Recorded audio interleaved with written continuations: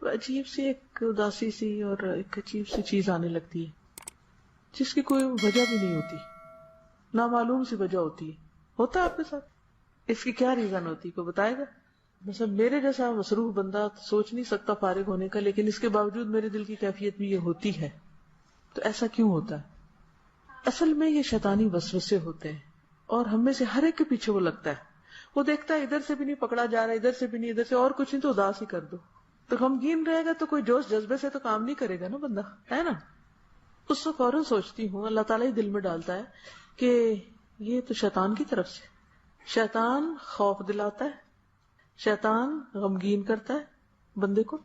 اگر آپ معوذتین کو دیکھیں، دونوں صورتوں کو، قل اعوذ برب الفلق اور قل اعوذ برب الناس. قل اعوذ برب الفلق میں آپ دیکھیں، قل اعوذ برب الفلق من شر ما خلق ومن شر غاسق اذا وقب ومن شر النفاثات في العقد ومن شر حاسد اذا حسد. کتنے شر بیان ہوئے؟ ما خلق، غاسق، نفاثات اور حاسد، 4. ٹھیک ہے.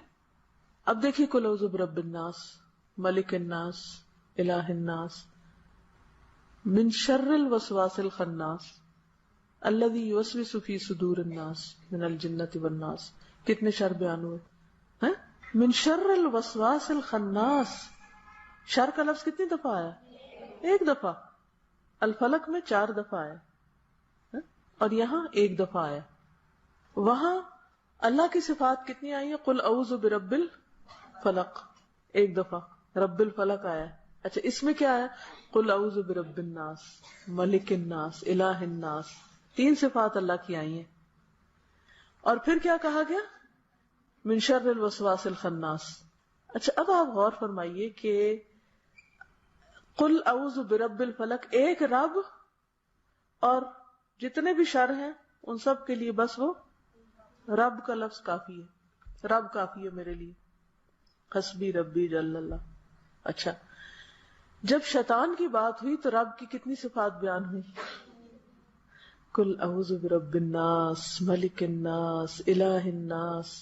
3 دفعہ رب کا ذکر آ رہا ہے یہاں. اور مقابلہ کس سے ہے؟ بس ایک شر سے ہے یہاں، اور وہ کیا ہے؟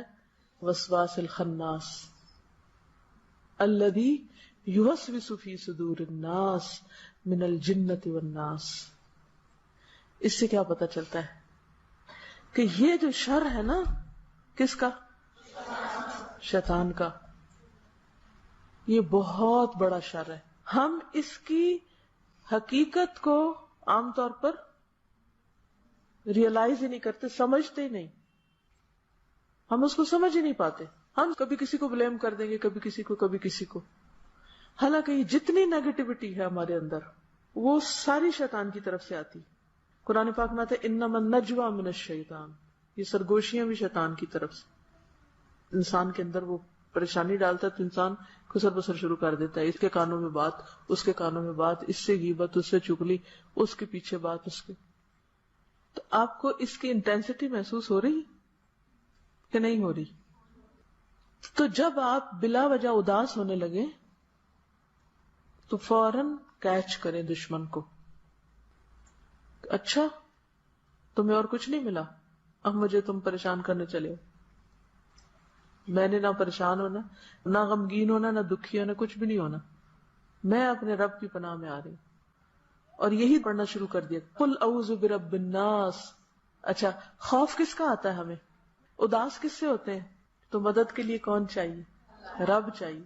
قل اعوذ برب الناس، رب الناس. اگر لوگ تکلیف دے رہے ہیں تو رب الناس کی مدد چاہیے. میں اس کی پناہ میں جا رہی ہوں، وہاں شیلٹر ہے میرا. اور اگر لوگ بہت زیادہ یاد آ کے ستا رہے ہیں، 2 طرح ستاتے ہیں نا، یا تو وہ تنگ کرتے ہیں تو ستاتے ہیں، یا یاد آتے ہیں تو ستاتے ہیں. یہ بھی ستانے کی ایک قسم ہے. تو پھر ہم کیا کریں؟ We can't help ourselves. ہم کو کسی طاقتور کی مدد چاہیے، اور وہ اللہ ہی ہے جو مدد دے گا. اب مثلاً اگر ہم گھر والوں کو یاد کر کر کے روتے رہیں، دکھی رہیں، اداس رہیں، پریشان رہیں، کام چھوڑ بیٹھیں، ادھر روئیں ادھر روئیں، اس سے ذکر کریں، پھر فون کرنے شروع کر دیں، پھر کبھی کچھ حاصل ہے کچھ؟ اینڈ آف دا ڈے نتیجہ کیا نکلتا؟ بتائیے مجھے. کسی کو بھی یاد کرنے کا نتیجہ کیا نکلتا ہے؟ اس غریب کو تو خبر بھی نہیں ہوگی، کچھ بھی نہیں حاصل ہوتا. بالکل. اب ہماری اس یاد کا نہ اس کو کوئی فائدہ نہ ہمیں کوئی فائدہ.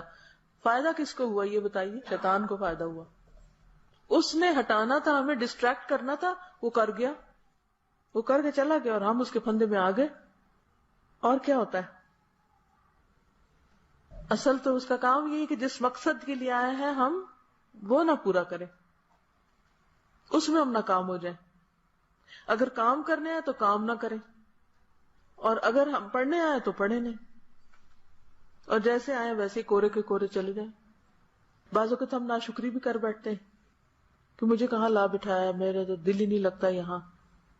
حالانکہ کل بھی ہم نے نعمتیں گنی تھی کہ اللہ نے کتنی نعمتیں ہمیں یہاں دے رکھی ہیں کہ اگر ہماری اللہ دل کے آنکھیں کھول دے نا، کبھی کہتے ہیں نا دل کی آنکھیں اندھی ہوتی ہیں، وہ کھل جائے تو ہمیں ہر طرف نعمتیں بچھی ہوئی نظر آئیں، ہم شکر گزار ہو جائیں تو ایسی پریشانی بالکل ختم ہو جائے.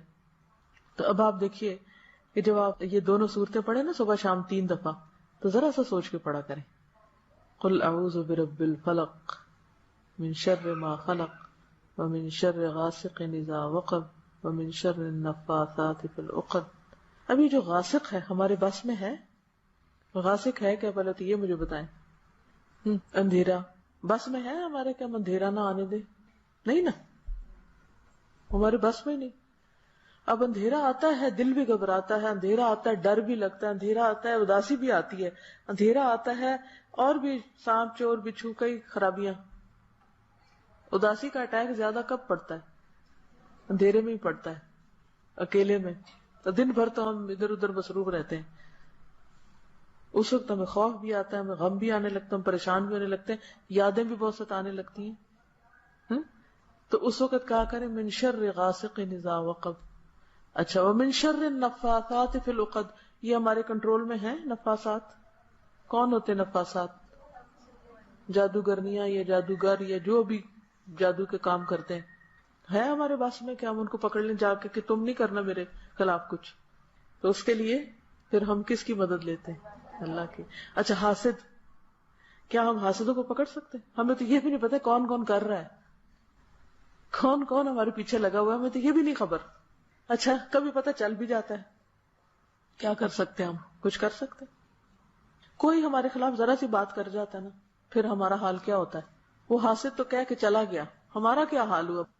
ہم اسی میں اس نے کہا کیوں، اس کا تانا بانا بنتے رہتے، ادھیڑتے رہتے، بنتے رہتے، ادھیڑتے رہتے، پھر کسی اور سے ڈسکس کرتے، پھر اس سے کرتے، پھر اس سے. حاصل کیا ہوا؟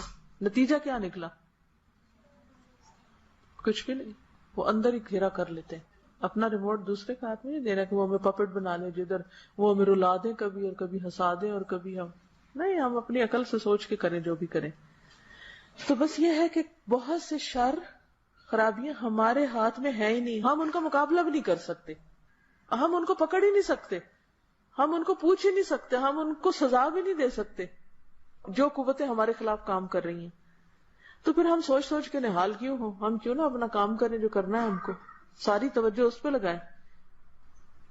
اور یاد رکھیں جو اللہ کے جتنا قریب ہوتا ہے اس پر اتنی بڑی آزمائش آتی ہے، اور شیطان اتنی تیزی سے پھر اس پہ حملہ کرتا ہے. تو پھر ایسے میں ہمیں ایسے ہیلپر کی ضرورت ہے، مددگار کی، کہ جو ان سے نپٹے. میں تو نہیں نپٹ سکتی، اللہ ہی نپٹے گا ان سے. تو پھر یہ دعائیں پڑھ لینی چاہیے اور اپنا کام کرتے جانا چاہیے. قل اعوذ برب الفلق من شر ما خلق ومن شر غاسق اذا وقب ومن شر النفاثات في العقد ومن شر حاسد اذا حسد. قل اعوذ برب الناس ملک الناس الہ الناس من شر الوسواس الخناس الذي يوسوس في صدور الناس من الجنة والناس. اور تو نہیں کسی نے کچھ بتانا تھا؟ ہاں آپ بتائیے. جب کبھی ایسی کیفیت ہو نا، کمپینین شپ چینج کریں، جگہ چینج کریں، کام چینج کریں، اور اپنی روٹین چینج کریں، اپنی ڈائٹ چینج کریں. یعنی کئی چینجز آپ لا سکتے ہیں، مختلف چیزوں میں چینجز لائیں تو آپ کی کیفیت انشاءاللہ ٹھیک ہو جائے گی.